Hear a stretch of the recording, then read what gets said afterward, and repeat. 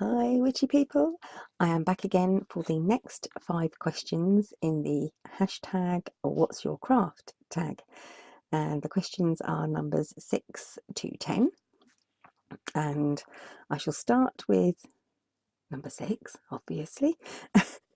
Are you a closeted witch or in the open? If so, how do your friends and family feel about your path?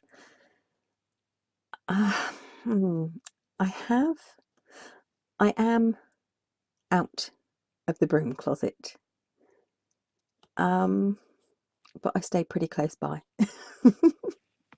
I have stepped back into the broom closet occasionally and retreated more actually from the pagan world and other witches than anything else. But I've addressed that in another video a while back. So I am out of the broom closet, but I don't talk about being a witch in front of people or with people that I think wouldn't understand. So, and I don't, it's not something I volunteer, it's not information I volunteer unless I'm asked. If someone asked me outright, are you a witch? I would simply say yes. And if they wanted to know more, I would tell them. So I'm not in the broom closet, but I don't volunteer information. So number 7, are you solitary or do you have a coven? I'm solitary. It's not that I have anything against covens or circles or gatherings. It's just that for the main part, hedge witches are very solitary because their paths are so, they are very insular and very, very personal.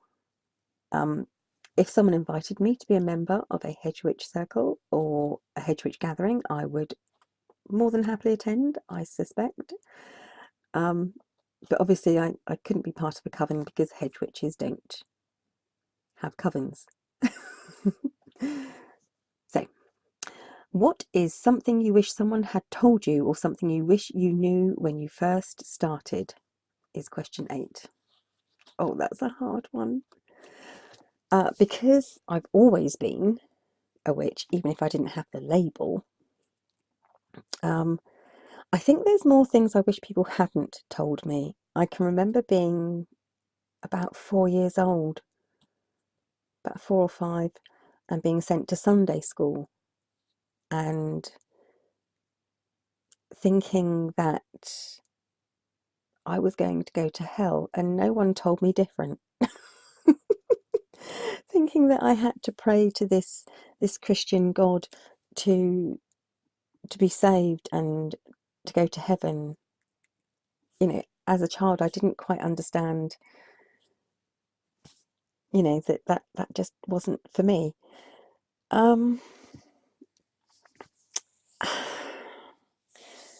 As for something I wish I knew when I first started, I wish I knew that I wasn't abnormal in any way.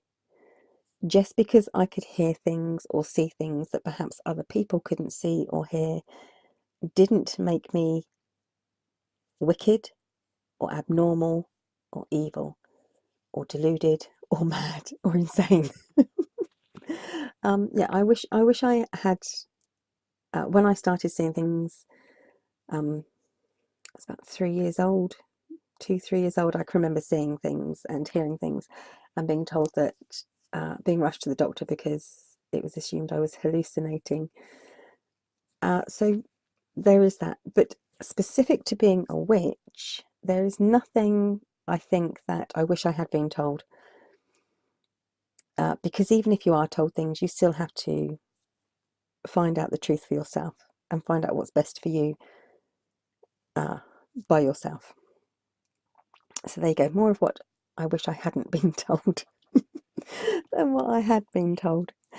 So question 9, what resource was the most valuable for you or for your beginning practice, and what about now?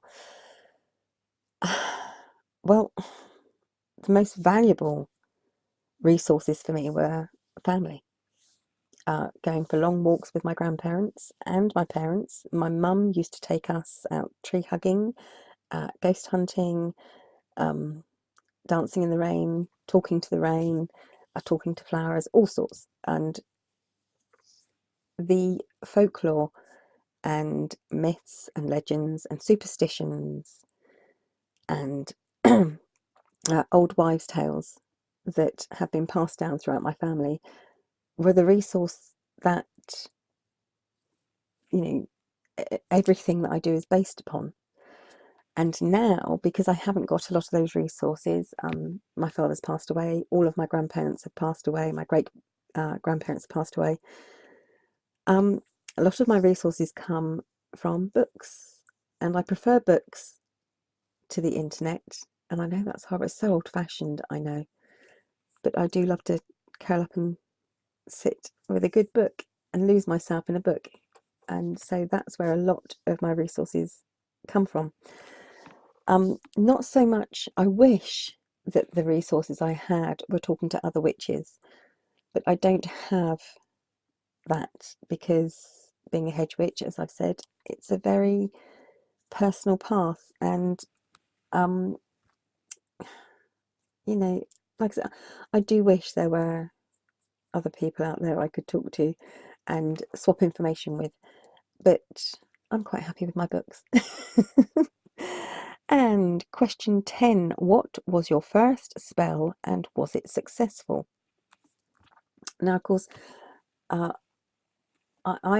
kind of live my life in that everything you can do is a spell. If you think about it, you know, the first time you ever make a wish, when you blow out your birthday, the candles on your birthday cake, that's a spell.